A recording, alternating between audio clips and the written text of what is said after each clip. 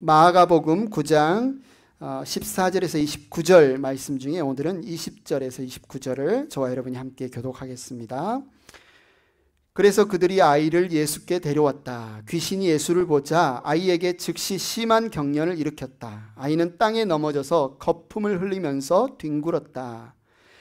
예수께서 그 아버지에게 물으셨다. 아이가 이렇게 된 지 얼마나 되었느냐?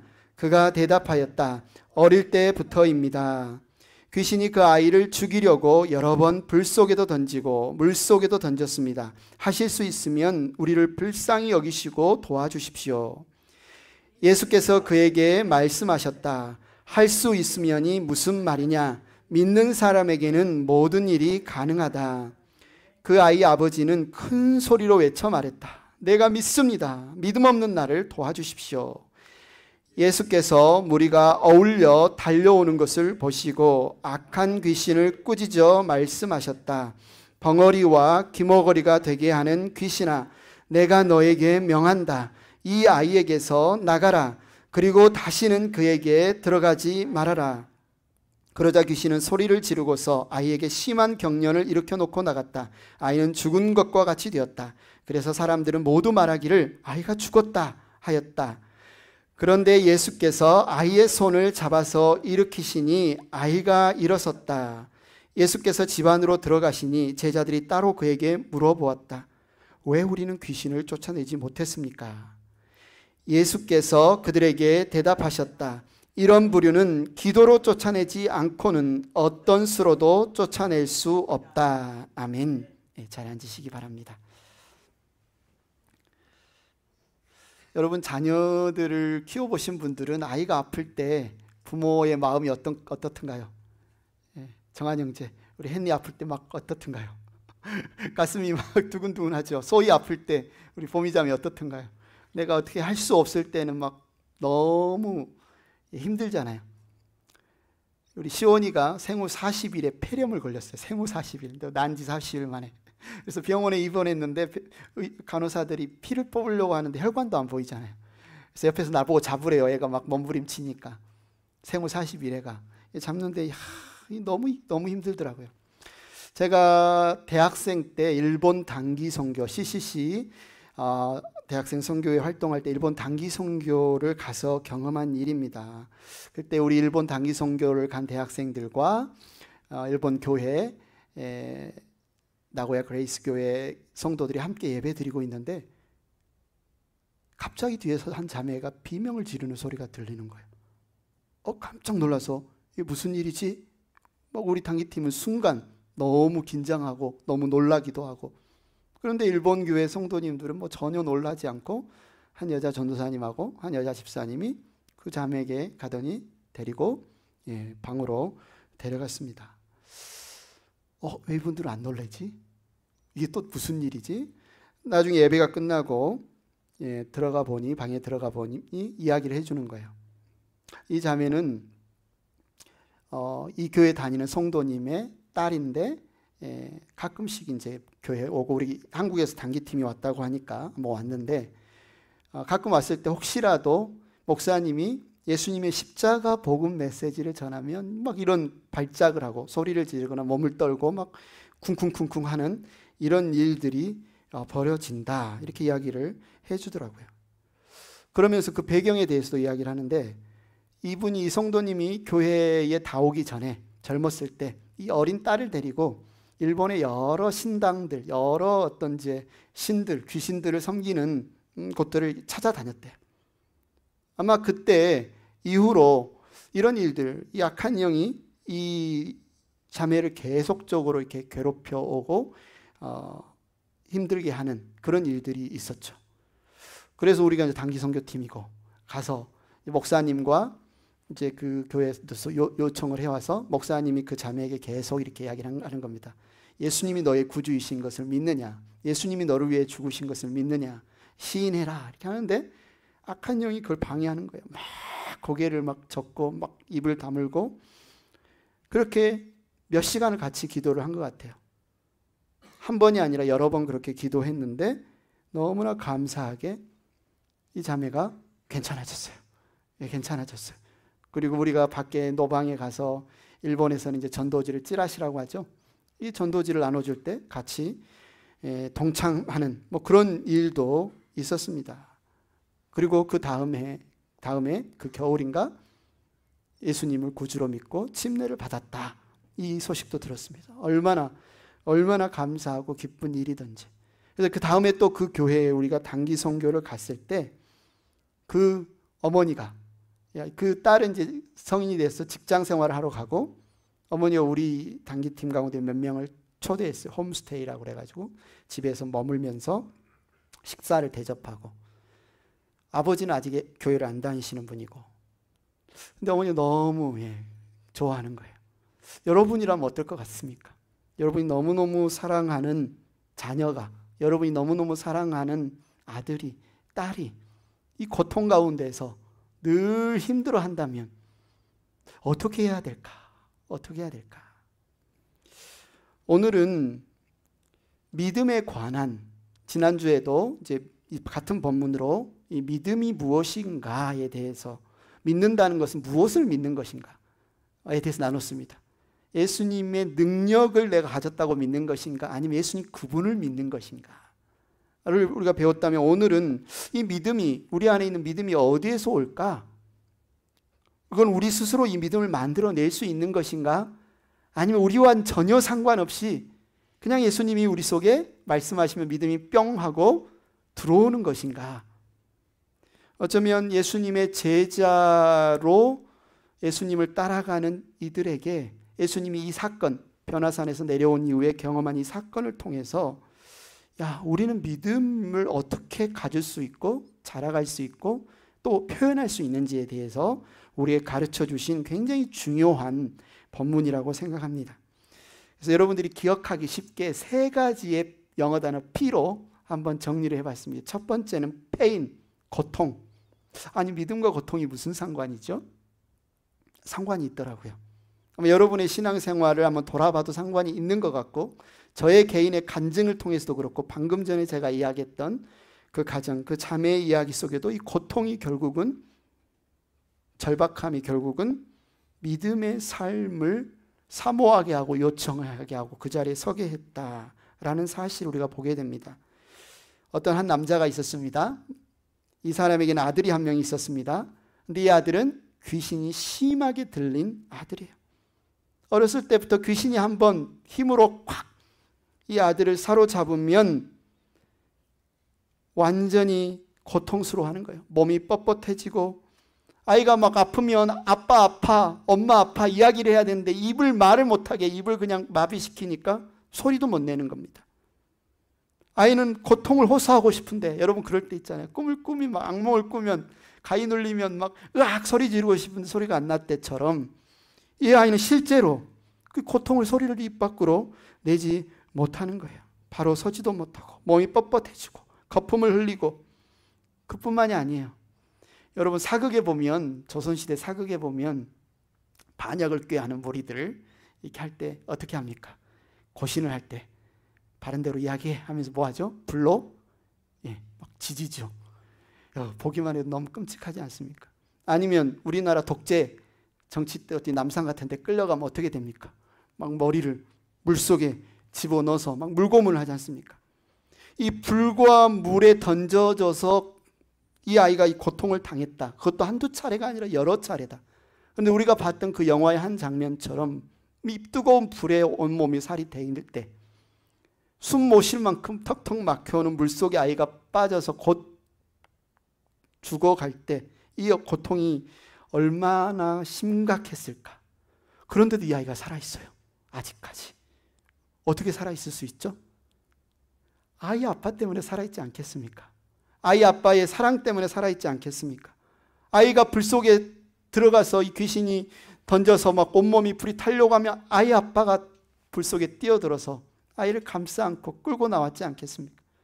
물 속에 들어가서 빠져 죽어갈 때도 이 아이 아빠가 물 속에 들어가서 아이를 끌어내어 오지 않았겠습니까? 그럼에도 불구하고 아이가 막 거품을 물고 온몸이 마비되고 뻣뻣해질 때 그 옆에서 그것을 바라보는 아이 아빠가 얼마나 힘들었을까. 아마 안절부절 못하고 울부짖었을 겁니다. 눈에 넣어도 아프지 않는 이 아이의 온몸이 상처투성이 불에 데이고 여기저기 긁히고 몸은 비틀어지는 그 상황 가운데서 이 아이가 나을 수만 있다면, 이 아이가 이 고통에서 해방될 수만 있다면 하면서 이 아이는, 아빠는 어떻게 했겠습니까? 할 수 있는 한 모든 노력을 다 했을 거예요. 의사도 찾아가 보고, 영하다는 기도 잘하는 어떤 분도 한번 찾아가 보고, 갖은 방법으로 이 아이를 고치기 위해서 수많은 노력을 했을 겁니다. 그런데 결과는 뭐냐면 아직도 귀신이 이 아이를 괴롭히는 겁니다. 이 아이를 공격하고 죽이려고 하는 거예요. 그런데 그때 우연히 소문을 듣죠. 어디에 가면 귀신을 쫓아내는 사람이 있다더라. 진짜라더라. 진짜라더라. 거라사의 어떤 귀신 들린 그 막 쇠사슬을 끊는 그 사람도 고쳤다더라. 한두 명이 아니라더라. 예수님에 대한 소문을 들은 이 아이의 아버지는, 그래, 그럼 나도 한번 가봐야지. 그런데 한쪽에서는 또 기대는 있지만 또 한쪽에서는 의심이 있어요, 없어요? 있죠. 왜? 그렇게 용하다는, 그렇게 잘 고친다는 수많은 의사들을 찾아다녀 봤고 시도해 봤고 많은 기대를 품어봤지만 여지없이 그때마다 속았고 재산을 탕진했고 또 실망했고, 아이는 그 과정에서 더 많은 고통과 상처를 받았고, 그래서 한마디로 우리 고사성어, 사자성어 반신반의. 그랬으면 좋겠다. 이번에는 진짜 했으면 좋겠다. 진짜 그 귀신을 쫓아냈던 그 일이 우리 아이에게 일어났으면 좋겠다. 그러면서도 또 이번에도 안 되면 어떡하지? 또 이번에도 안 되면 우리 아이와 내 마음, 내 실망은 어떡하지? 반신반의하는 마음을 가지고 찾아왔는데 예수님이 안 계신 거예요. 예수님이 안 계시고, 예수님 어디 갔다 그러고 9명의 제자들만이 예수님 그 자리에 있는 거예요. 그래서 아버지가 간청하죠. 우리 아이가 이러이러한 상황에 있으니 좀 고쳐주세요. 우리가 지난주에 나눴던 것처럼 예수님의 제자들은 자신만만했어요. 왜요? 경험이 있거든요. 예수님이 둘씩 짝지어서 전도여행을 떠났을 때 실제 귀신을 내어 쫓고 실제 그런 역사를 자신이 행하는 것을 경험했거든요. 괜찮다. 우리가 해보겠다. 그런데 어떻게 됐습니까? 귀신을 쫓아내지 못했습니다. 그리고 그 옆에서 예수님과 예수님의 제자들의 일거수일투족을 감시하던 율법학자들은 여지없이 이제 그 제자들을 물고 늘어집니다. 잘됐다 이놈들. 또 이 사기치다가 걸렸구나. 아버지의 마음은 어땠을까? 그러면 그렇지. 기대한 내가 잘못이지. 옆에서는 구경꾼들이 둘러싸고 예수님의 제자들과 또 율법학자들은 서로 아웅다웅하고 싸우고, 그러나 이 아이의 아버지의 눈에 보이는 것은 오직 누구예요? 아이뿐이죠. 이게 보이겠습니까? 이게 들리겠습니까? 이 상황이. 귀신 들려서 고통당하는 이 아이를 바라보는 이 아버지의 마음. 여러분은 어떻습니까? 저 귀신 들린 적 없고 귀신에 공격받은 적도 없고 우리 괜찮아요. 우리의 삶은 어떻습니까? 우리가 이민자로 미국 땅에 와서 살아가면서 어쩌면 우리의 삶이 이 아이의 고통받는 상황과 비슷한 상황에 놓일 때가 참 많다. 언어적인 차이, 문화적인 차이, 또 이곳에서 우리의 삶을 영위하기 위해서 새벽부터 밤늦게까지 일해야 되는 이런 상황 속에서 아파도 힘들어도 쉬지 못하고 일해야 되는 그 상황이 마치 귀신 들린 아이를 옆에서 지켜봐야 되는 이 고통처럼 때때로 우리의 건강이 망가져도, 우리 영적으로 너무너무 다운되어지는 것 같아도 어쩔 수 없지. 여기서 어떻게 벗어나지? 어쩌면 때때로 좌절감을 느낄 때도 있지 않은가. 여러분 학업은 어떻습니까? 학생들. 여러분의 삶은 어떻습니까? 우리가 살아가다 보면 어쩌면 이 아이 아버지만큼의 고통은 아니다 싶어도 우리가 해결할 수 없는 절망적인 절박한 상황에 부닥칠 때가 있죠. 우리는 그런 상황은 좀 안 닥쳤으면 좋겠다. 특히 내가 예수 믿었으니까 우리 아이나 내 삶이나 우리 비즈니스나 우리 신앙에 전혀 이런 좀 어려움, 이런 좌절, 절망, 고통, 막다른 골목인 것 같은 이런 상황에는 부닥치지 않았으면 좋겠다가 우리 어쩌면 소망 아닙니까? 그런데 믿음은 항상 페인, 이 고통과 같이 온다라는 것이 너무너무 신비롭고 또 어쩌면 아이러니하기까지 하죠. 이 고통이 우리를 어떻게 믿음의 자리에 서게 하는가? 이야기는 계속이 됩니다. 역설적인 어떤 고백이 나오는 장면이 이제 곧 나오는데요. 제자들이 예수님을 이 아이의 아버지의 자녀를 고치는 것을 실패하고 율법학자들이 그것을 막 논쟁할 그때 이제 변화산에서 예수님이 내려옵니다. 세 제자를 데리고 했는데 예수님의 관심은 누구예요? 제자들과 율법학자들이 지금 다투고 있는, 말다툼하고 있는 그것에 예수님의 관심이 갑니다. 그래서 물어보죠. 무슨 일이냐? 그래서 제자들이 이제 막 이야기하려고 하는데 이때 누가 나서요? 아이 아버지가 나서요. 제자들이 설명한 게 아니라 그 사이에 아이 아버지가 치고 들어가서 이 일이 어떻게 됐냐면 말이죠. 우리 아이가 평생 살아오면서 이런 귀신 들린 고통 가운데서 물속에도 들어가고 물속에도 들어가고 죽을 수많은 위기에 처했습니다. 근데 내가 우리 제자들에게 고쳐달라고 했는데 고치지 못했습니다. 왜 이야기를 했을까요? 만약에 제자들이 설명했다면 제자들은 누구 관점에서 설명을 했을까요? 자신들의 관점에 설명을 했겠죠. 이 아이보다 우리는 나름대로 최선을 다했고요. 우리는 시키신 대로 예전에 전도여행 시키신 대로 했고요. 이거는 우리 생각에는 뭔가 저 아버지가 좀 문제거나 아니면 뭔가 이 상황이 아닌 것 같습니다 라고 설명할 수도 있을 텐데 이 아이의 아버지는 그게 아니라 이 아이가 너무 중요한 거예요. 이 아이의 상황이 너무 중요한 거예요. 그래서 제자들의 어떤 설명이 아니라 친히 자기가 예수님께 이 상황을 제대로 설명합니다. 이 아버지의 눈에는 오직 고통당하는 이 아이만 있습니다. 이 아이를 향한 사랑만 있습니다. 이 아이를 향한 열망만 있습니다. 그러다 예수님이 이 아이 아버지 이야기를 듣고 제자들의 믿음 없음을 한탄하고 이제 그 아이 아버지에게 시선을 맞추고 이야기를 하죠. 아이가 이렇게 된 지 얼마나 되었느냐? 이 아이가 이렇게 된 지 얼마나 되었느냐? 아이 아버지의 그 스토리를 듣고 고통 중에 있는, 절박함 중에 있는 그 아이의 상황에 예수님이 지금 주목하는 거죠. 그 절박함을 예수님이 지금 바라보시는 거죠.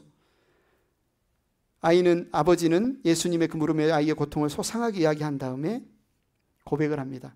하실 수 있으면 우리를 불쌍히 여기고 도와주십시오. 하실 수 있으면 우리를 불쌍히 여기고 도와주십시오. 지금 이 아이의 아버지의 관심은 예수님 당신의 제자들이 우리 아들을 고치지 못했습니다. 컴플레인 하려고 하는 것도 아니에요.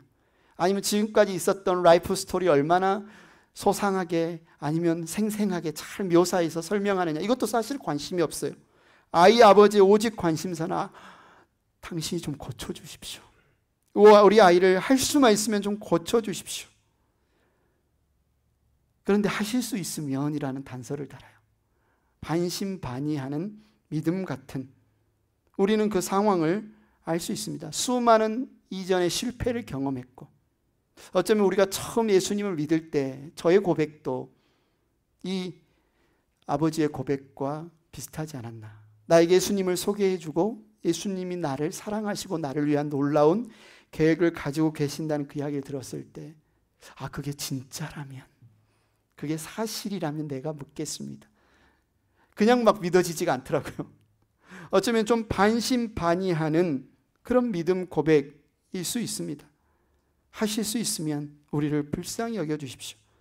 그러자 예수님이 아이 아버지에게 이야기합니다. 9장 23절 같이 한번 읽어보겠습니다. 시작. 할 수 있으면이 무슨 말이냐? 믿는 사람에게는 모든 일이 가능하다. 그러자 아이 아버지가 큰 소리로 외쳐 말했습니다. 내가 믿습니다. 믿음 없는 나를 도와주십시오. 여러분, 내가 믿습니다. 믿음 없는 나를 도와주십시오. 이런 반응을 보여요. 어떻게 이런 고백이 나올까? 이 아이 아버지는 반신반의했잖아요. 지금 9 제자들이 고치지 못했던 것들에 대해서 정말 굉장히 실망한 상태잖아요. 그런데 어떻게 내가 믿습니다. 이런 고백이 이 아버지에게서 터져 나온 것일까? 이 아이를 데리고 수많은 곳을 돌았고 이 아이를 고치기 위해서 많은 행동을 했지만 다 실패했어요. 그런데 예수님이 지금 이야기하는 거죠. 할 수 있으면이 무슨 말이냐? 믿는 사람에게는 모든 것이 가능하다. 이야기를 듣는 순간 내가 믿지 못하고 있었구나. 내가 신뢰하지 못하고 있었구나. 내가 지금 가장 사랑하는 내 아들을 고치기 위해 살리기 위해 이 자리에 왔는데 내 아들을 살릴 수만 있다면, 내 아들을 살리실 분이라면 내가 믿지 못하는 이것이 그것을 방해하고 있다면 큰일 아닌가? 자기 자신을 돌아볼 수 있는 기회가 됐는데 그 기회가 어디서 왔다는 거예요? 아들이 당하는 고통을 바라보는 그 사랑에서. 그 아들이 낳았으면 좋겠다. 그러나 너무 큰 고통 가운데 있다라는 절박한 상황에서 이 고백이 나오는 거예요. 거기에 수많은 무리들이 있었습니다. 수많은 사람들이 있었습니다. 모든 사람들이 예수님의 이 말에 그렇게 고백을 했겠습니까? 배 따숩고 삶에 불편 없고 나름대로 내 삶 잘 살고 있는데 할 수 있으면 무슨 말이냐? 믿는 사람에게는 모든 것이 가능하다.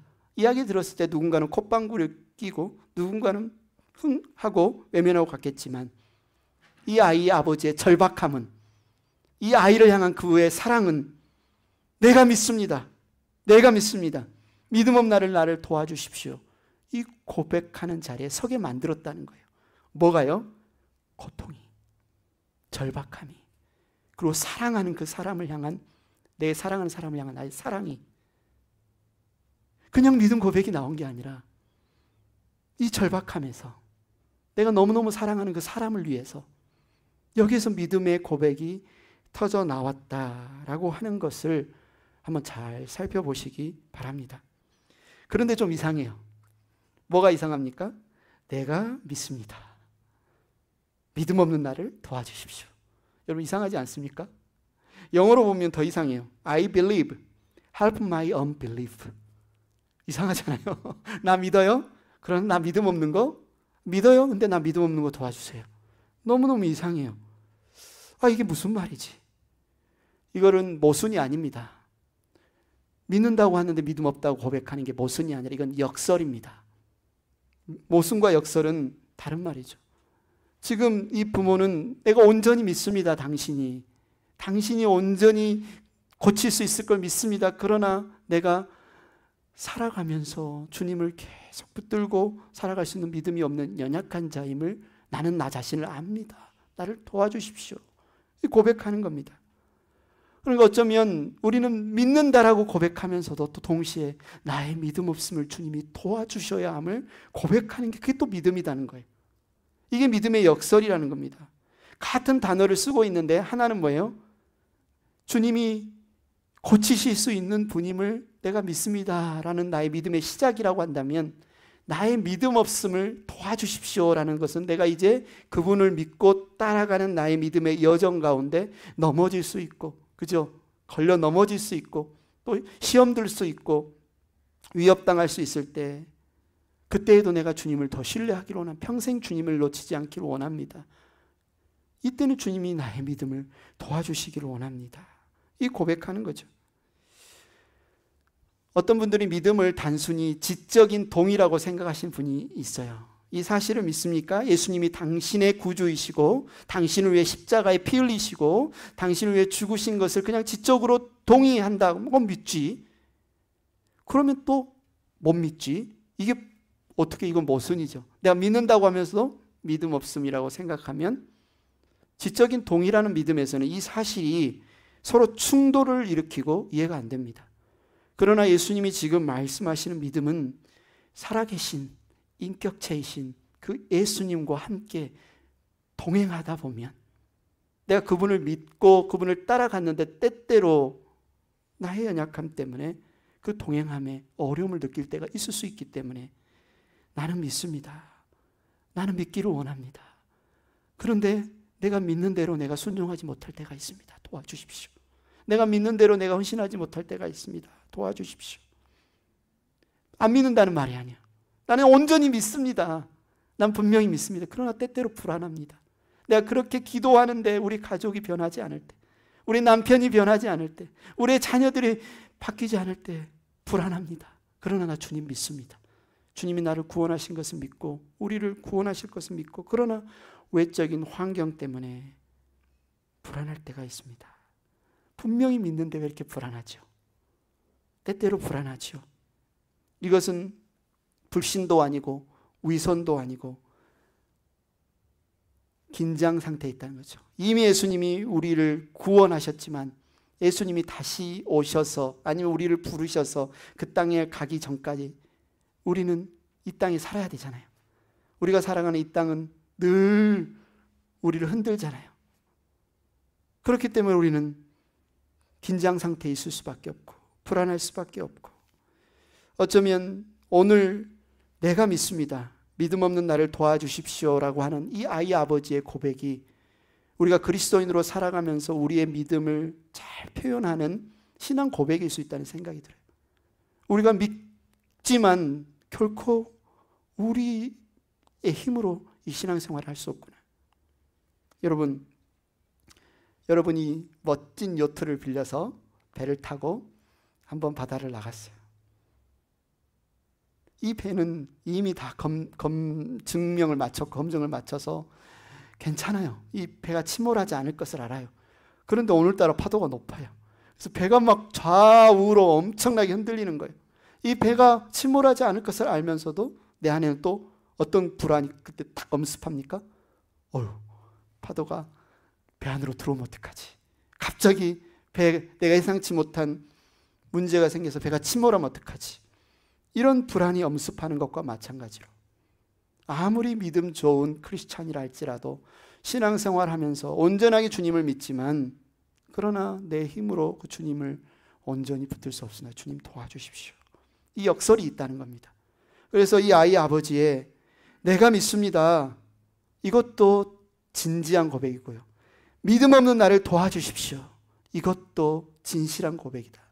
그런데 이것이 우리 가운데 날마다 있어야 된다. 이 아이 아버지는 오늘 이 아이가 고침받고 깨끗하게 낫고 같이 집으로 돌아간 이후에도 그 예수님을 기억하고 예수님의 제자들이 전한 복음을 기억하고 늘 또다시 고백했을 거예요. 믿음 없는 나를 도와주십시오. 그의 평생 동안 여러 차례 고백하지 않았을까 생각합니다. 이 순간 그 예수님을 눈앞에서 보고 자기 아들이 고침받는 그 현장을 경험했다고 해서 이 아이 아버지가 평생 한 번도 의심하지 않았을까? 한 번도 흔들리지 않았을까? 완전하고 견고한 믿음으로 늘 두려움 없이 살았을까? 그렇지는 않았을 것 같아요. 아무리 예수님을 직접 만났고 아무리 놀라운 경험을 했어도 그가 평생 신앙생활 할 때에는 이 기도가 필요했을 겁니다. 내가 믿습니다, 믿음 없는 나를 도와주십시오. 저와 여러분도 마찬가지라는 거죠. 세 번째, 이 능력은 어디에서 나왔느냐? 믿음의 능력은 기도로 드러납니다. 믿음의 능력은 기도로 드러나. 예수님이 말씀하시죠. 29절에 제자들이 예수님께 묻잖아요. 어떻게 예수님은 고치셨어요? 우리는 안 되던데 어떻게 이런 일들이 일어났습니까? 29절 같이 읽겠습니다. 시작. 예수께서 그들에게 대답하셨다. 이런 부류는 기도로 쫓아내지 않고는 어떤 수로도 쫓아낼 수 없다. 예. 아이에게서 귀신을 쫓아낸 것은 한마디로 아이 아버지의 신앙 고백이 중요했다는 거예요. 그래서 이 아이 아버지가 내가 주님을 신뢰해, 그냥 나의 믿음과 상관없이 주님이 그냥 내 아이 고쳐주시는 능력의 문제가 아니라 이 아이 아버지가 주님을 신뢰하는 것, 믿음을 고백하는 것, 다시 말해서 이 아버지가 주님께 기도하는 것, 그것이 귀신 들린 아이를 고치는데 굉장히 중요했다는 겁니다. 지금 예수님이 이런 부류는 기도를 통하지 않고서는 고칠 수 없다라고 했을 때 이 기도는 누구의 기도냐? 아이 아버지의 기도입니다. 아이 아버지가 아이를 위해 중보기도 하고 아이를 고쳐달라고 주님께 믿습니다. 내가 믿음 없는 나를 도와주십시오라고 했던 그 기도를 통해서 예수님이 이 귀신을 내어 쫓았다는 거죠. 놀라운 것은 이 아이 아버지의 신앙 고백과 이 아이 아버지의 신앙 고백에 근거한 기도였다는 거예요. 그러면 그 전까지 이 아이 아버지는 어떻게 살았어요? 이 아이를 사랑했죠. 아이를 지키기 위해서, 살리기 위해서 물속에도 들어가고 불 속에도 들어가고 자신의 모든 재산을 다 소진하면서까지 아이를 고치려고 했지만 못 고쳤잖아요. 그런데 이 아이를 고친 그 핵심 키에 뭐가 있었다? 이 아이 아버지의 기도가 있었다. 예수님을 만났고 예수님께 기도했고 아이를 위해 요청했고 예수님이 그 아버지에게 믿는 사람에게는 모든 것이 가능하다. 내가 믿습니다. 믿음 없는 나를 도와주십시오. 이 아버지의 아이를 고쳤다. 우리 이야기를 들으면서 우리 믿음에 대해서 한번 생각을 해보면 좋겠어요. 믿음이 뭘까? 믿음은 그냥 뜬구름 잡는 소식이 아니라 믿음은 우리 머리에서 이게 어떤 지식적인 동의도 아니고 믿음은 저절로 그냥 믿습니다. 아니면 뭔가 분위기가 뜨겁고 하는데 그냥 예배에 참석하면 믿음이 저절로 들어오는 것도 아니고 오늘 말씀에 세 가지 P, 첫 번째 pain, 절박함이 때로는 고통이 이 고통의 현장에서 내가 사랑하는 그 사람을 위한 그 절박한 사랑이 이 믿음을 만들어내는구나. 두 번째는 믿음은 역설이 있구나. 내가 믿기를 원하지만 그것은 주님이 이 반신반의했던 이 아이 아버지에게 예수님이 뭐라고 합니까? 할 수 있거든이 무엇이냐?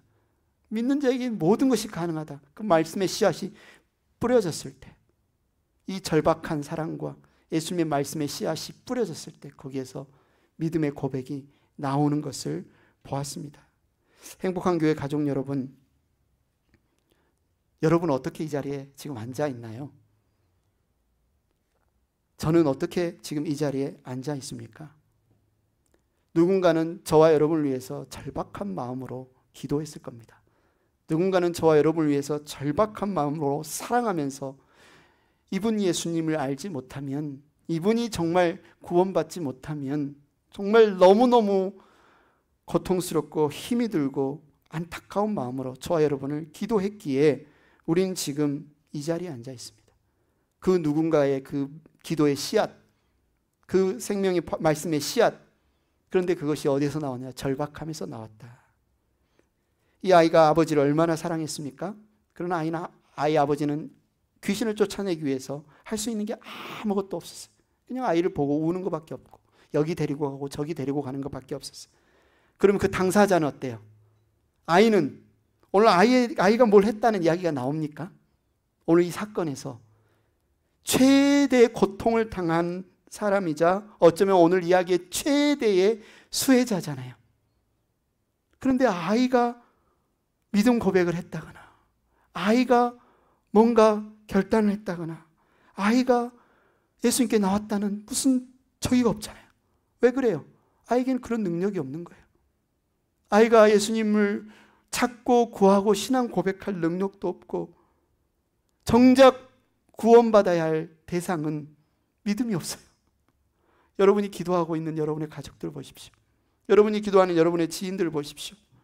이 사람이 예수님을 만나야 되는데, 이 사람이 예수님을 믿어야 되는데 정작 그 사람은 예수님께 나올 힘이 없어요. 예수님에 대한 지식도 없어요. 예수님을 향한 믿음도 없어요. 어떻게 합니까? 어떻게 이 사람을 구원받을 수 있습니까? 그런데 예수님이 그 아이에게 찾아가서 신앙을 고백하라고 안 하잖아요. 아이 아버지를 통해서 이 아이를 구원하잖아요. 이것이 굉장히 중요한 우리가 복음을 전하는 원리 중에 하나라고 생각합니다. 믿음이 지금 없는 자에게, 지금 고통에 빠져서 허우적대는 자에게 믿음을 고백하라고 강요하거나 촉구하기에 앞서서 우리가 먼저 무엇을 해야 할까? 기도해야 되지 않겠습니까? 중보 기도해야 되지 않겠습니까? 아이 아버지가 그렇게 하지 않았습니까? 예수님의 제자들에게 찾아와서 요청했고 예수님께 찾아와서 기도하지 않았습니까? 간청하지 않았습니까? 요청하지 않았습니까? 그 일을 통해서 이 아이 가운데 놀라운 일이 일어났지 않습니까? 아이의 고통이 나의 고통이고 아이의 아픔이 나의 아픔이고 그 마음으로 중보 기도함으로 말미암아 이 아이 가운데 예수님이 그를 회복시키는 일들이 일어났다고 한다면 우리가 무엇을 해야 될까? 가장 먼저 바로 믿음 없는 이들의 지금 얼마나 힘든 상황, 어려운 상황 우리가 바라보면서 기도해야 하지 않는가. 사실 아까 그 몇 절 있죠? 20. 그 말씀이 참 좋은 말씀이긴 합니다. 할 수 있거든이 무슨 말이냐. 믿는 자에게 모든 것이 가능하다. 아멘이 막 절로 나오는 말씀이죠. 근데 이것은요, 사실은 마법 공식이 아니에요. 모든 문제를 해결하는 마법 공식. 이 말씀 붙잡고 기도하면 할 수 있거든이 무슨 말이냐. 믿는 자에게 모든 일이 가능하다. 불가능은 없다. 오히려 저는 고난 속에서도 우리가 하나님의 능력과 사랑을 의지하며 살아가는 삶의 방식이지, 우리가 원하는 것은 무엇이든지 믿기만 하면 뚝딱하고 나오는 마법 공식이 아니다라고 생각합니다. 기억하십시오. 이건 마법 공식이 아니고 이것은 생활 방식이다. 이건 마법 공식이 아니고 이것은 생활 방식이다. 예수님이 지금 믿는 사람에게 모든 것이 가능하다라고 선포한 것은 우리가 원하는 것을 믿기만 하면 다 얻게 된다는 기복적인 의미가 아니라 고난의 현실 속에서도 하나님의 사랑을 붙들고 믿음으로 살아갈 때 주님이 우리를 고치시기를 원하신다. 주님이 우리를 낫게 하시기를 원하신다. 주님이 우리를 구원하기를 원하신다. 이것이 주님의 뜻이고 주님의 마음이다. 그것을 주님이 지금 보여주시는 거 아닙니까? 행복한 교회 가족 여러분, 그래서 우리가 한번 기도했으면 좋겠습니다. 중보 기도했으면 좋겠어요. 오늘 제목이요, 믿음은 기도로 드러납니다. 여러분의 기도 생활을 한번 돌아봤으면 좋겠습니다. 왜 기도하지 않을까? 왜 구하지 않을까? 여러분 자신을 위해서, 여러분의 가족을 위해서, 여러분의 자녀를 위해서, 아니면 우리 행복한 교회 형제 자매들을 위해서, 아니면 여러분이 정말 구원하기를 원하는, 복음 전하기를 원하는 이웃들을 위해서 왜 기도하지 않습니까? 믿음과 기도는요, 연결되어 있습니다. 믿는다면, 내가 구한 대로 하나님이 정말 이 일을 이루어 주실 것을 믿는다면 우리는 기도를 해야 되고, 그 기도, 그 믿음은 어디서 나와요? 절박함에서 나와요. 사랑에서 나와요. 그래서 먼저 기도하기에 앞서 주님께 그 사랑을 구했으면 좋겠습니다. 그래서 우리의 삶 가운데, 찬양팀 앞으로 나오시고요, 우리의 삶 가운데 데이 바이 데이, 여러분 예수 믿습니까? 여러분 예수님 믿습니까? 예수님 믿는다면요, 됐어가 아니에요. 이제 뭐예요? 더 믿어야 돼요. 날마다 믿어야 돼요. 데이 바이 데이 믿어야 돼요. 예수님이 여러분의 구원자, 여러분이 죄와 죽음에서 건지신 분인 것을 믿는다면 이제는 뭐예요? 날마다 주님 내가 믿습니다. 나의 믿음 없음을 도와주십시오 라고 살아갈 때 내 믿음을 주시는 분, 채우시는 분, 공급하시는 분, 나의 삶의 모든 여정 가운데에서 나의 기도를 들으시는 분. 그래서 여러분 예수 믿으시길 바랍니다. 처음 예수 믿을 때 믿는 것, 그것만 말고 날마다 믿으시기 바랍니다. 오늘도 믿으시고 내일도 믿으시고, 여러분 일할 때도 믿으시고, 자녀 아플 때도 믿으시고, 누군가 정말 예수 믿기를 원하는 여러분 가족이 있을 때도 예수 믿으시기를 원합니다.